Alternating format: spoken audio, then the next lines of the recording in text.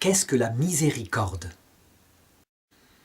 C'est une vertu extrêmement importante, au point que le pape François, en 2016, a établi une première année sainte de la miséricorde. La sainte qu'il a le plus développée, c'est Sainte Faustine, une sainte, je dirais, polonaise, morte dans les années 30.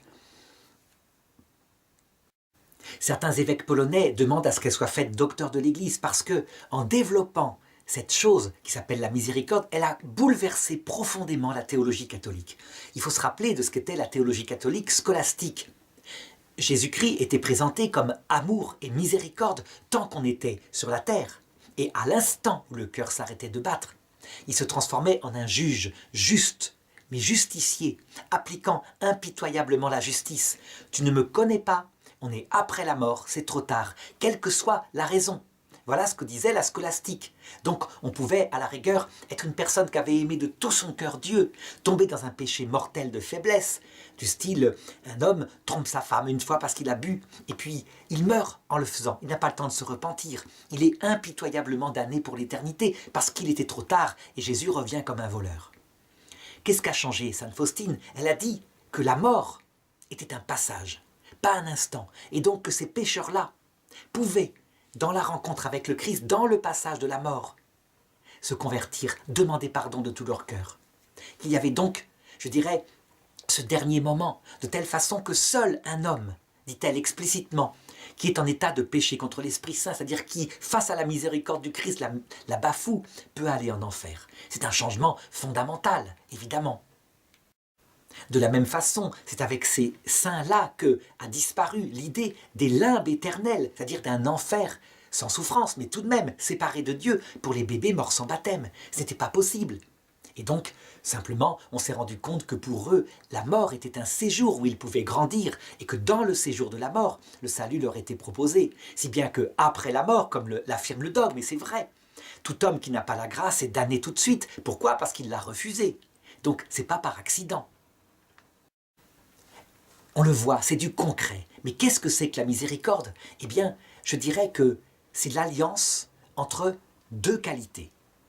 Entre l'amour, d'une part, et d'autre part, entre la kénose. Ça veut dire la connaissance de sa propre misère, parce qu'on l'a expérimenté. Je m'explique. Tout ça se réalise dans la vérité. Ça veut dire que lorsqu'on connaît Dieu en vérité, on s'aperçoit qu'il y a des vertus, des choses qui conduisent à lui et des choses qui sont des péchés. Lorsqu'on aime Dieu de tout son cœur et qu'on aime son prochain, alors pour son bien, pour le sauver, on peut lui manifester son péché et on a raison de le faire. L'amour devient zélé sur la vérité en particulier. Donc l'amour de Dieu, l'amour du prochain, lorsqu'il est exalté pour lui-même tout seul, eh bien, il a tendance à devenir dur, parce qu'il s'exalte en justice. Et c'est important, ça fait partie de la vérité. Par exemple, Jésus a dit à la femme adultère, « Ne pêche plus ».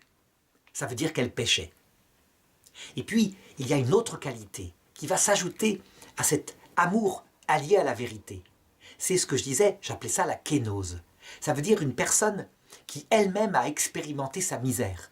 Ne serait-ce que parce que elle a péché, et ça ne suffit pas à la rigueur. On peut très bien se cacher à soi-même qu'on est pécheur. Mais parce qu'elle en a souffert. Si elle a connu, par exemple, un moment de nuit de l'esprit, ça veut dire de souffrance ultime où on voudrait mourir. Un peu comme le Christ à la croix, quand il dit « Mon Dieu, pourquoi m'as-tu abandonné ?» On n'est plus le même. Tout d'un coup, on a dans sa chair, je dirais, expérimenté ce qu'on est. Et la conséquence, c'est que cette kénose-là va venir teinter l'amour. Je dirais, se mêler à l'amour, pour en faire la miséricorde. Ça veut dire que cette fois, on aime le prochain, mais comme quelqu'un qui a souffert, et donc qui comprend sa misère. Attention, ça ne supprime pas la vérité, le péché c'est le péché, mais ça va ajouter une autre phrase. « Moi non plus, je ne te condamne pas, dit Jésus à la femme adultère. » Jésus n'a pas eu besoin de pécher pour le savoir, simplement, il était bon de cœur, très humble, profondément humble. Pour nous, quand nous avons péché, alors ça peut se traduire en miséricorde de cette façon-là. Ainsi, cet amour qui est vrai, cette kénose, les deux ensemble forment ce qu'on appelle la miséricorde. Et c'est un cœur à l'image du cœur de Jésus.